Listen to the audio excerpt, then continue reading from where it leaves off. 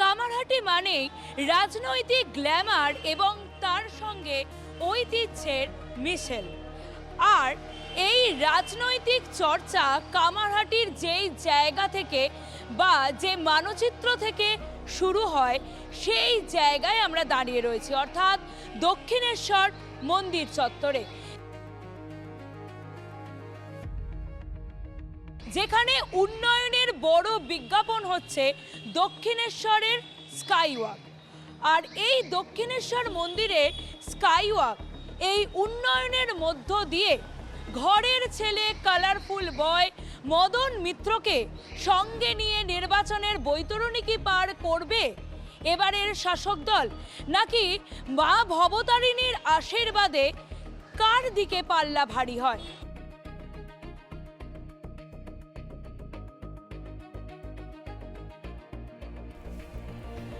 গঙ্গার শীতল হাওয়া আর ধোঁয়া ওড়ানো চটকলে শহর, এটা একসময় ছিল কামারহাটির পরিচয়। 19 শতকের শিল্প ঐতিহ্যের সঙ্গে আধুনিক মেট্রো যোগাযোগের মেলবন্ধন এই কেন্দ্রকে রাজ্যের অন্য সব আসনের থেকে আলাদা করেছে। কলকাতার প্রবেশদ্বার হিসাবেও এর গুরুত্ব অপরিসীম। রানী রাসমণির প্রতিষ্ঠিত এই পুণ্যভূমি 2026-এর বিধানসভা নির্বাচনের প্রাক্কালে একেবারে রাজনীতির কেন্দ্রবিন্দু হয়ে দাঁড়িয়েছে।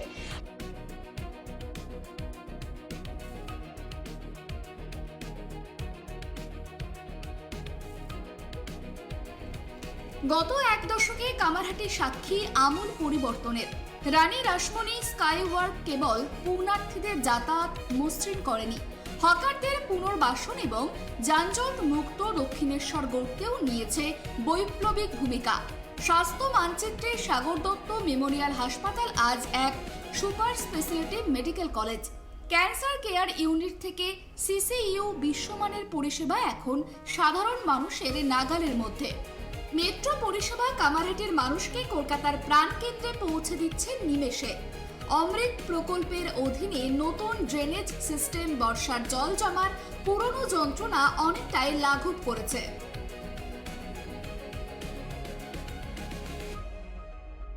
আমাদের তো কোনো সমস্যা নেই, আমাদের যা হচ্ছে পেট বুঝেই সমস্যা, যেটা আমাদের মদন মিত্র যারা দ্বারাই চলছে আমাদের।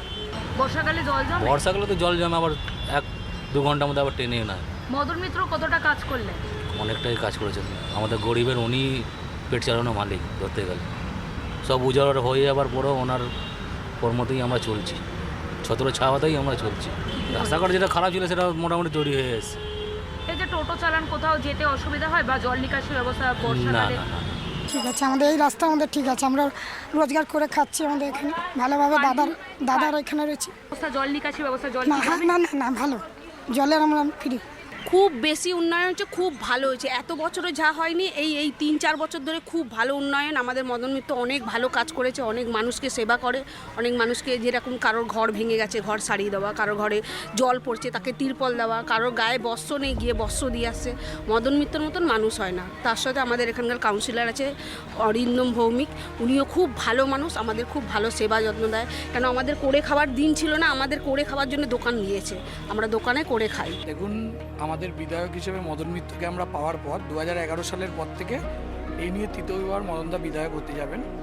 এবং এই বিগত বছরগুলোতে কামারহাটি কিভাবে আগে ছিল এলাকার সাধারণ মানুষজনের মতো আমরাও তার ভুক্তভোগী ছিলাম, কিন্তু বর্তমানে সেই জায়গায় মমতা ব্যানার্জির নেতৃত্বে, মদন মিত্রের নেতৃত্বে কামারহাটি বিধানসভা জুড়ে প্রচুর উন্নয়ন হয়েছে। সাগর দত্ত মেডিকেল কলেজ থেকে শুরু করে একটা 40 কোটি টাকার জল নিকাশি ব্যবস্থা, প্রত্যেকটা ক্ষেত্রে আড়িয়াদহ, দক্ষিণেশ্বর, কামারহাটি, বেলঘড়ি উপকৃত। 2011 সালের পর থেকে যবে থেকে মুখ্যমন্ত্রী মমতা বন্দ্যোপাধ্যায় হয়েছে, তো এলাকার উন্নয়ন খুব সুন্দরভাবে হচ্ছে। কিছুদিন ধরে হচ্ছিল না কিছু কারণবশত, বাট এখন দারুণ কাজ হচ্ছে। পরীক্ষার প্রিপারেশন নিয়ে রাজ্য সরকার নিল, এবার ফলস্বরূপও বেরিয়েছে, এবার জয়েনিং কবে হবে দেখা যাক।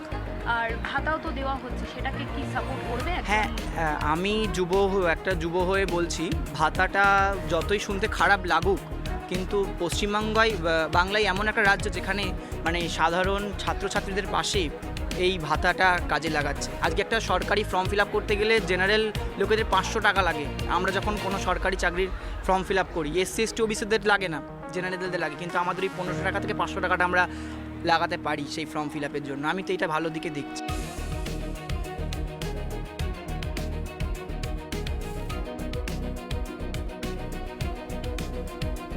কামারহাটির রাজনীতিতে মদন মিত্র এক অবিচ্ছেদ্য নাম।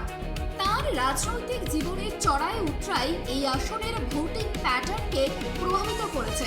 2011 সালে 34 বছরের বাম শাসনের অবসান ঘটিয়ে তিনি প্রথম ঘাসফুল ফুটিয়েছিলেন।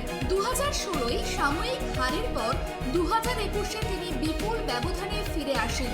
এক নজরে দেখে নিন গত বিধানসভা নির্বাচনে কামারহাটি কেন্দ্রের ফলাফল।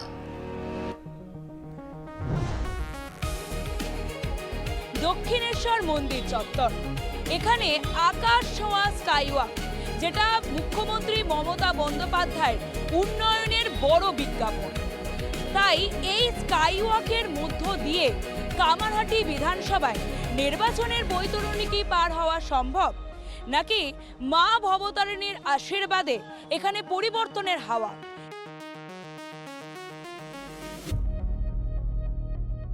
কি বলছেন, আপনাকে কতটা সমর্থন পাচ্ছেন? এত বেশি সমর্থন পাচ্ছি যে যত অসুখই আসছে সব অসুখগুলো সেরে যাচ্ছে। এই ব্যাপারে দেখো ঘটনা, 40 ডিগ্রি আমি এক দিন 8 কিলোমিটার করে হাঁটছি, 8 কিলোমিটার হাঁটতে হচ্ছে।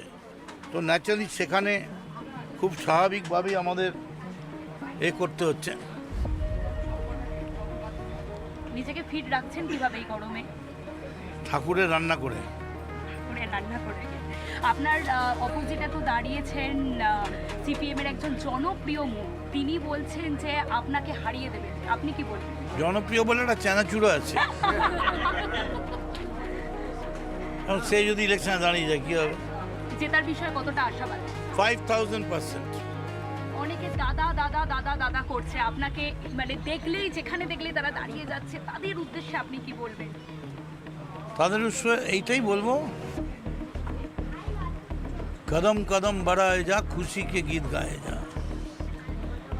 জিতে ফিরলে কি কি করবেন সাধারণ মানুষের জন্য? অনেক কিছু করেছেন, প্রচুর কাজ। আসলে আমি কি করবো, আমার করার আগে সবই মমতা ব্যানার্জি করে দিচ্ছেন। এখনই লিস্টটা বলে ফেললে সিপিএম বিজেপি একটা ভোটও পাবে না, দু একটা কিছু চাপাই থাক। একটু হিন্ট ঢেলে সাজাবো কামারহাটিকে। ভবানীপুরের পর দ্বিতীয় কেন্দ্রের নাম হবে কামারহাটি বিধানসভা।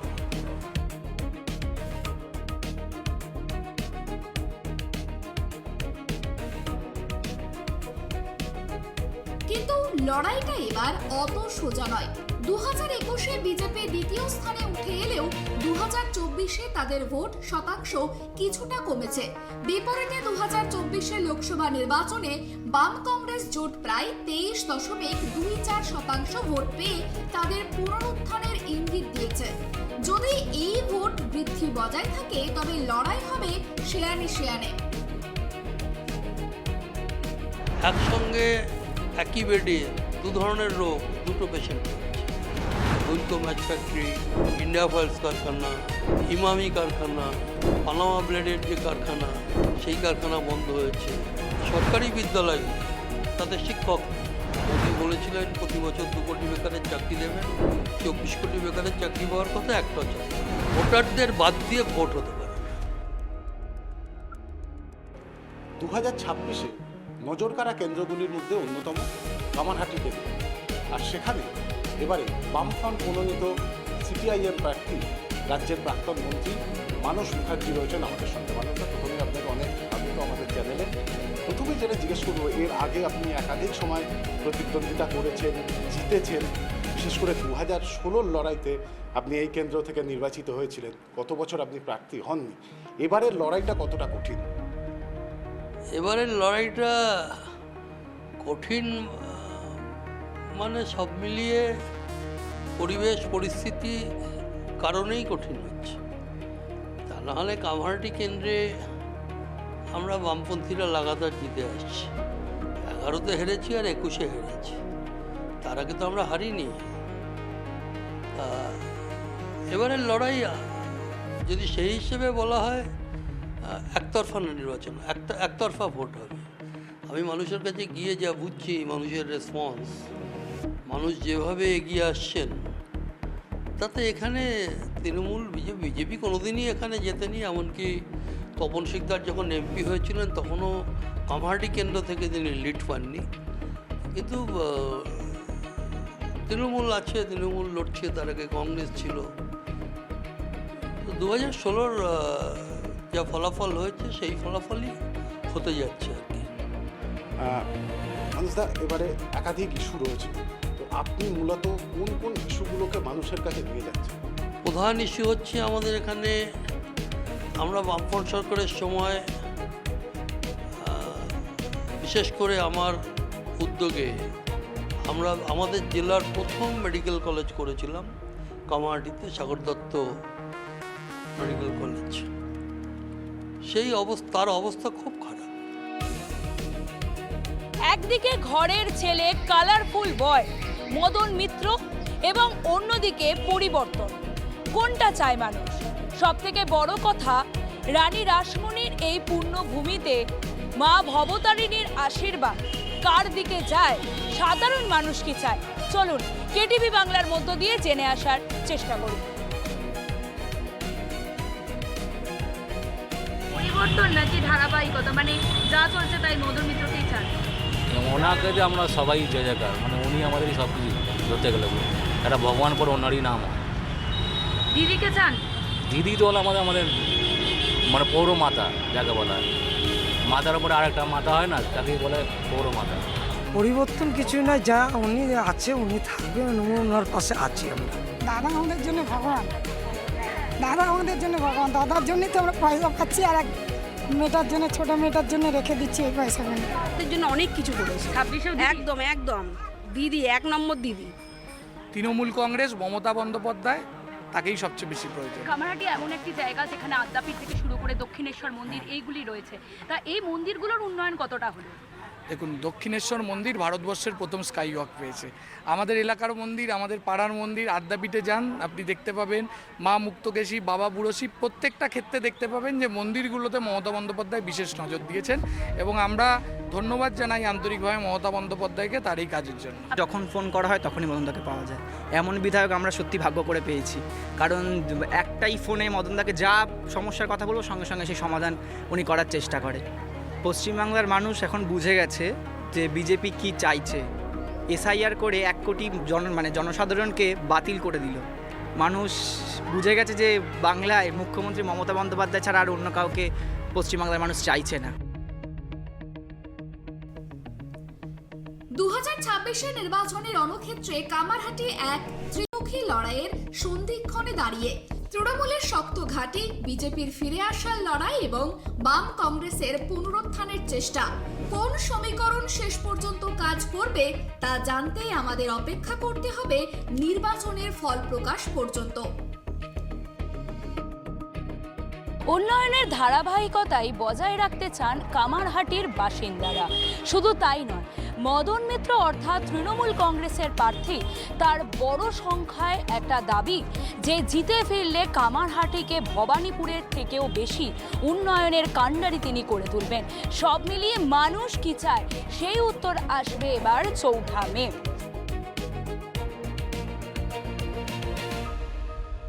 ক্যামেরায় দেবরাজ দত্ত এবং স্বপন রায়ের সঙ্গে সুকৃতি ভট্টাচার্যের রিপোর্ট, কেটিভি বাংলা, কামারহাটি।